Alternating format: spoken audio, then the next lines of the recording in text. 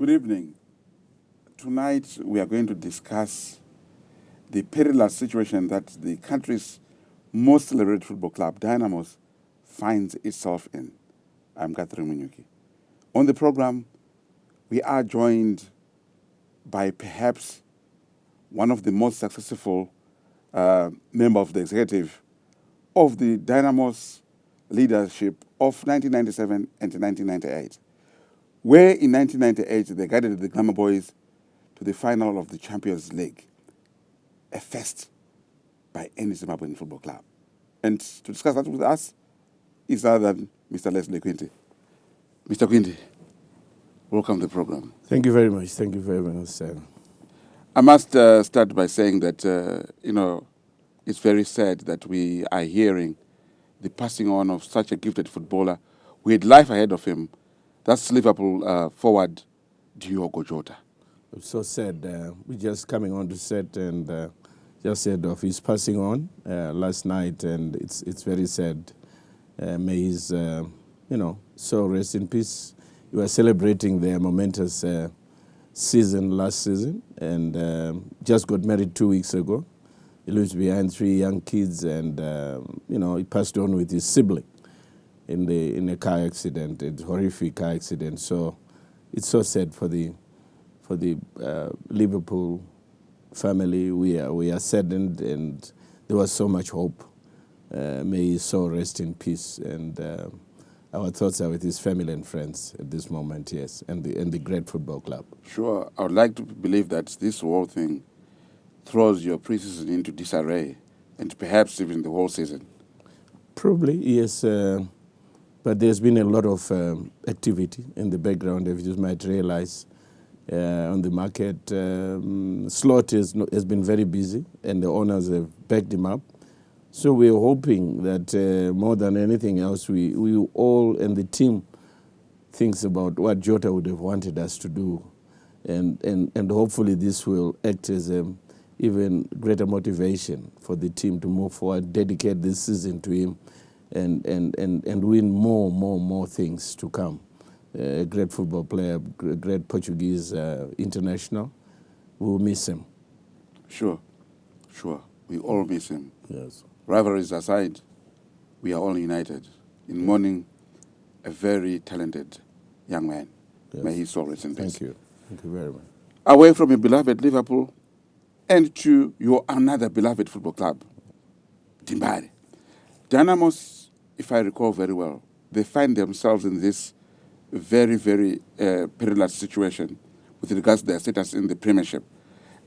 In 2004, they had to save themselves from relegation by winning against Masvingo United, who were then involved in a championship race with Cape United. Cape United, they lost 3-1 to Black Rhinos, and you beat Masvingo United 2-1 at Mucheka Stadium. Moses Chunga was the coach.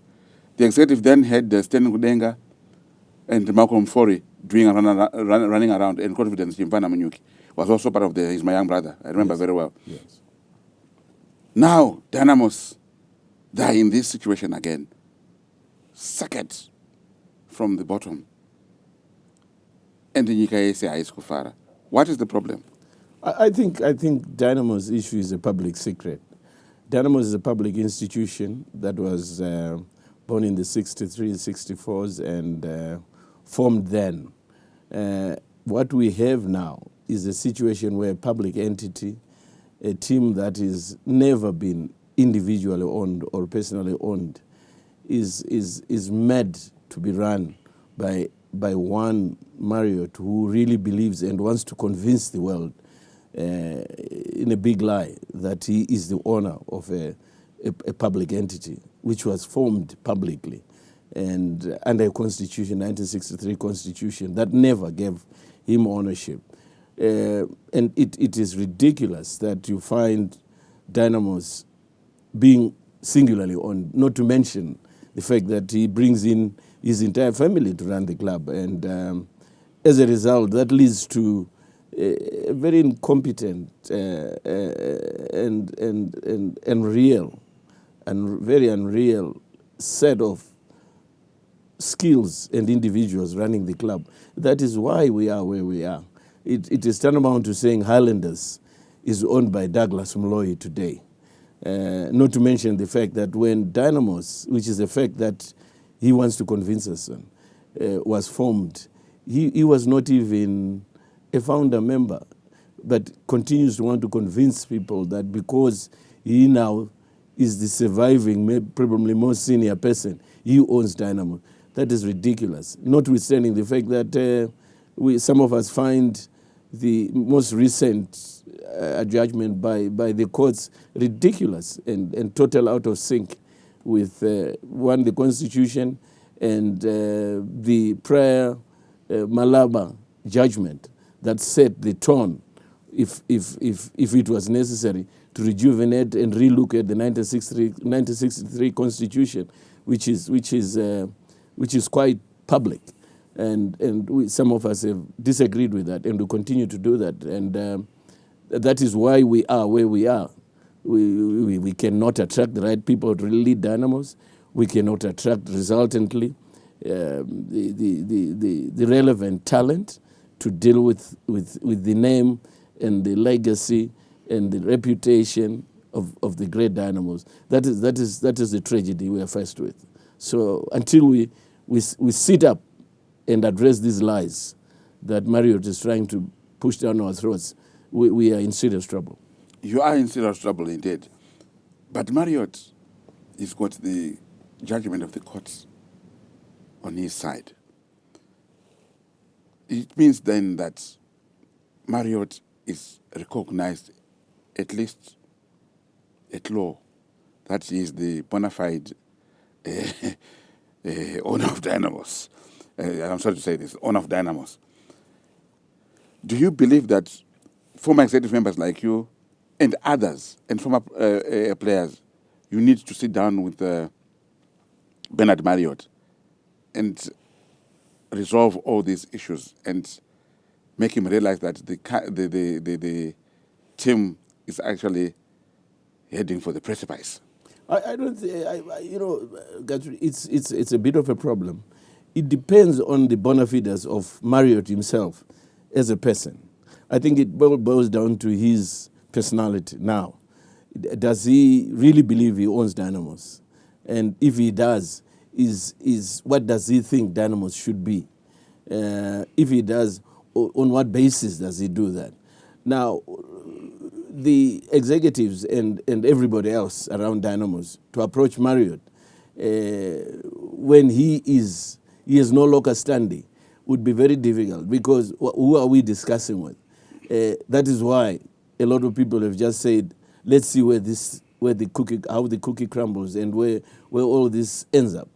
And sure. That is said. Sure. Well, I would like to go back to that issue of not being able to converse with Marriott and dialogue with Marriott, because you've got your own principles, and the principles, they dictate that you don't have to speak with him. We'll discuss that more. Okay. Please join us in the second segment as we discuss the chaotic nature of the Dynamos issues, which have actually pushed the club to the brink. We'll be back.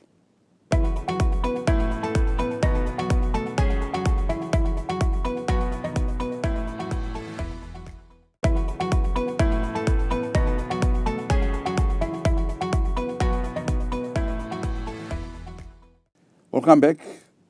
We are with former Secretary General of Dynamos, the successful Dynamos, that went all the way to the 1998 Champions League final, where they lost to Ivory Coast side ASEC Mimosa. That's Mr. Leslie Gwindi. He was also SG of the PSL. He was also chairman of Harare City. So he can speak confidently about football, and he can speak authoritatively about the then alluring power of Dynamos. Mr. Gwindi, I'm not trying to raise your profile further, but I think I'm correct in what I'm saying, given your association of Dynamos. And so you were telling me that you cannot fathom a situation where you've got to be brought into the room with Bernard Marriott, and then you can discuss issues that actually bedeviling Dynamos' because you believe that it's got no local standing. So, if you want to see how the cookie crumbles, or whether the cookie is going to crumble, it means if Dynamos is going to be relegated, let it be. Well, look, everything has been done to bring him to his senses. And the door has always been open for Mario to come in just as any other former player and probably more senior at this moment and live within the details of the Constitution. But Mario doesn't see it fit. But let me quickly say, even during the most successful tenure or times, Dynamos in 1997, 98, when we went to the final, Marriott was a committee member of the executives. And it was just the four of us. Bernard, George Share was the chairman. Marriott was a committee member. Lloyd was responsible for finance. I was the secretary general. Lloyd Howe. Lloyd Howe, yes. And he had no issues. And we had a board as constituted according to the dictates of the Constitution, ably led by the great Akende, who was very clear where Marriott stood. And some of us know exactly. And the history was put in its proper perspective, that he played for the juniors and it probably did not feature as much as he says he did in the first team.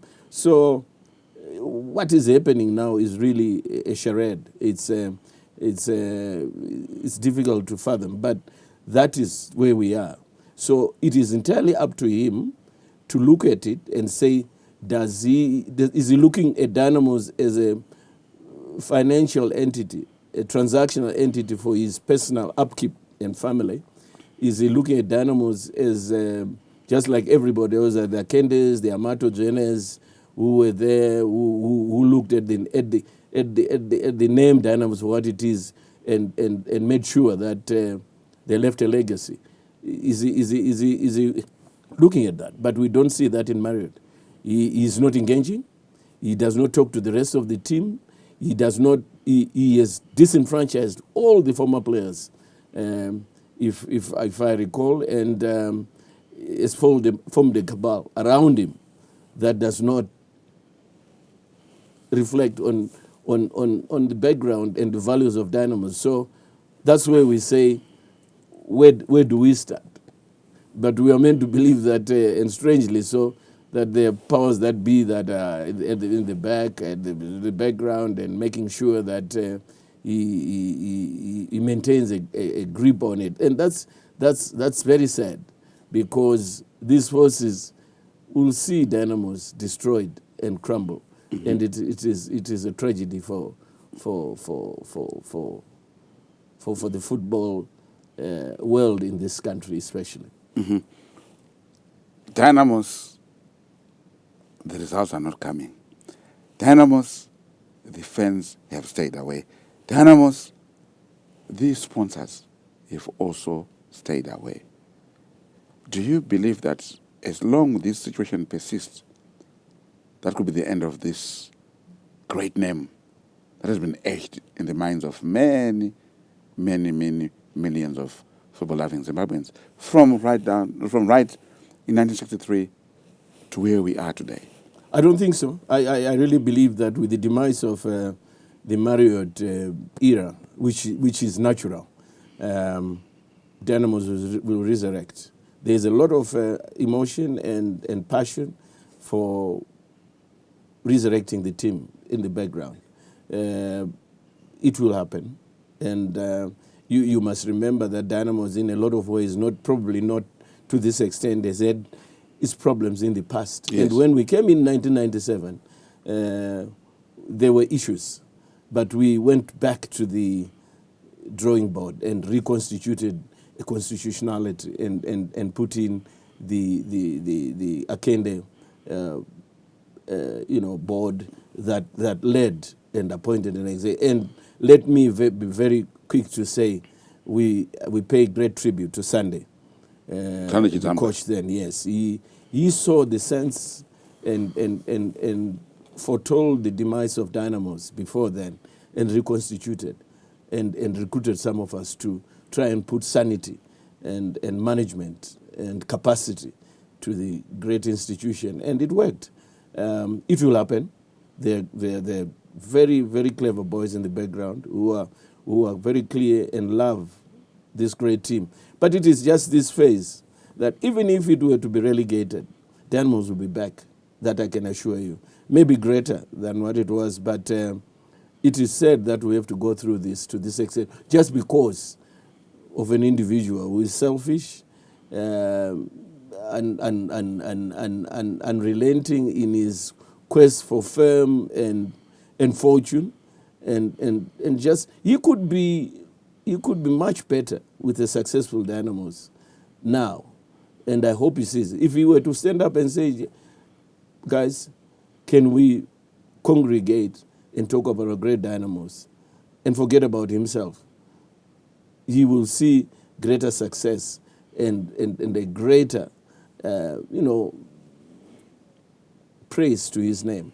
So we will see and shudder to think what will happen. Sure. For the benefit of you viewers, Dynamos has always been stalked by many problems, but they've always found a way to keep going. At one time, there was a United after the club split. The other one went with half of the players. The other one remained, and it was still Dynamos. The other one was United. When the quest for United to gain promotion, when they were in Division 1 then, into the PSL, failed, they had all to sit down and close ranks. So, we'll close ranks be the topic. Join us in the final segment as we bring to a close this week's program.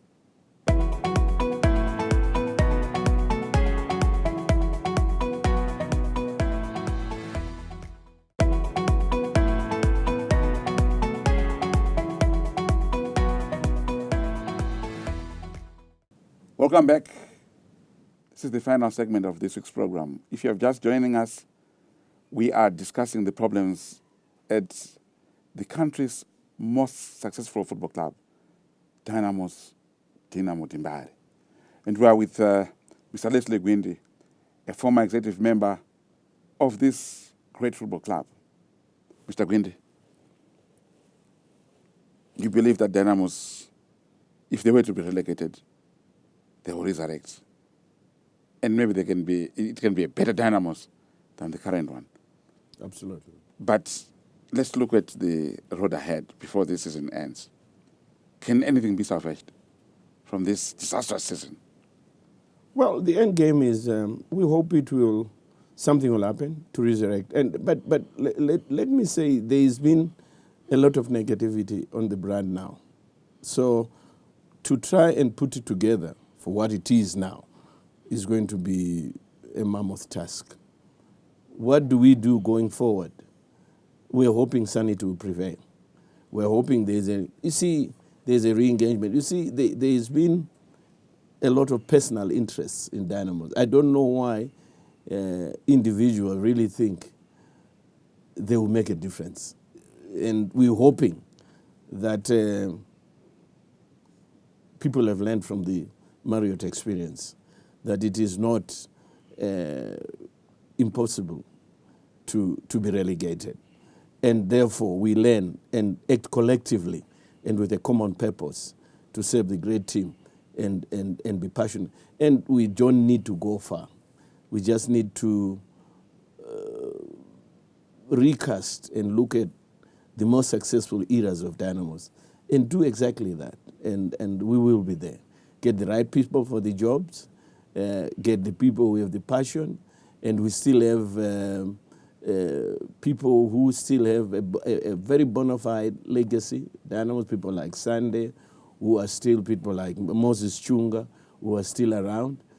Get them around the table and speak consistently with regards to the team, and find a solution and get the right people for the win. We will get this on the road quite easily. Mm-hmm. Do you believe that Bernard Barriott will finally see the reason of also coming to you guys and say, listen, we need to save this football club. I was wrong. let's sit down and make sure that this great club is put back on track? I don't think so. I mean, going by what he's been doing, we hear he's been engaging people and looking at what he can do for himself and get a survival on the back of the players. But it won't work. It won't work. You need to have a very motivated team, talented team. You need to be able to attract the best talent coming around the team in order to be successful. If we were to pit the current Dynamos against the best in Africa now, there will be an embarrassment, a very embarrassing scoreline, if you want to say, and that's not the history and the legacy of Dynamos. So it would be impossible. There are other agendas with regards to Dynamos now that are recurrent, especially around the leadership.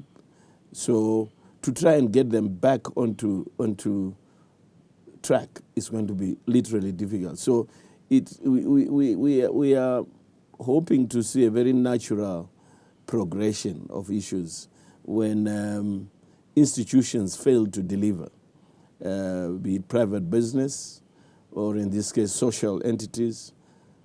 It's bound to tell. There's so many teams that have failed, and it's impossible. Look at where we are now. It's very historical. Dynamos should never be there. In fact, I'm surprised nothing has happened to this date, because that is unacceptable where the Dynamos community is concerned. We don't allow to be where we are for any reason. But he will say he's got a legal right to be able to do that. It's not legality that runs Dynamos in terms of ownership. No. It's what we are able to deliver. And that is what he's going to learn very fast. And it will be said. In fact, his name will go down in infamy going down the road, and he'll be known to have been the single individual who took Dynamos down or damaged the brand to this extent.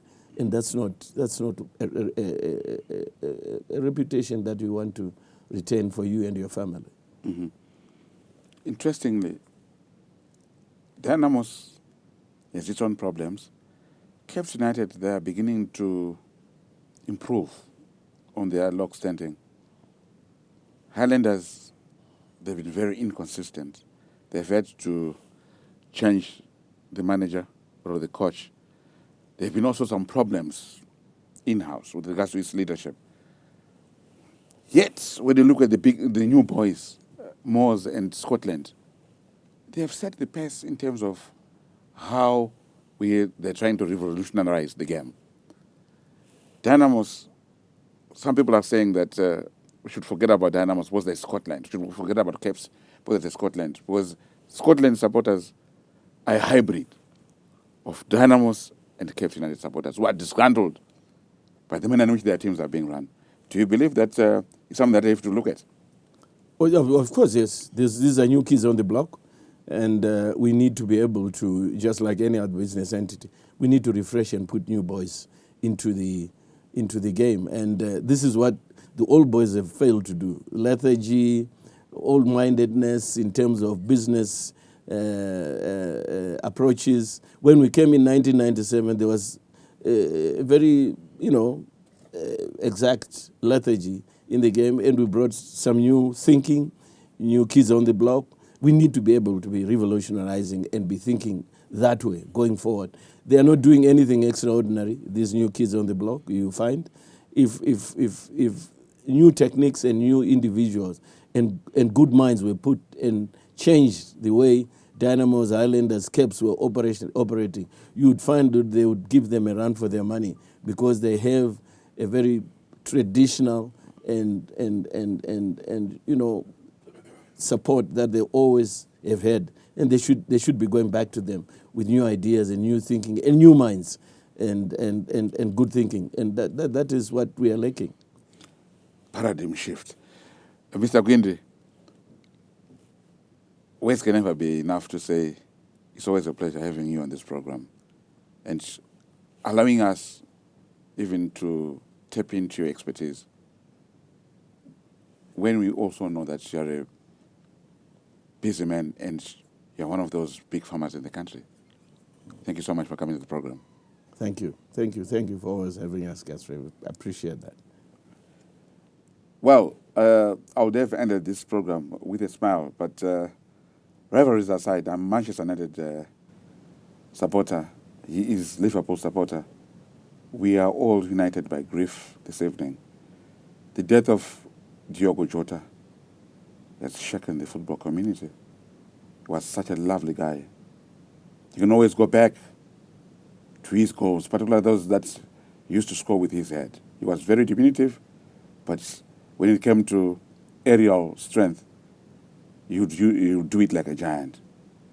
So heaven has gained a giant. Good night.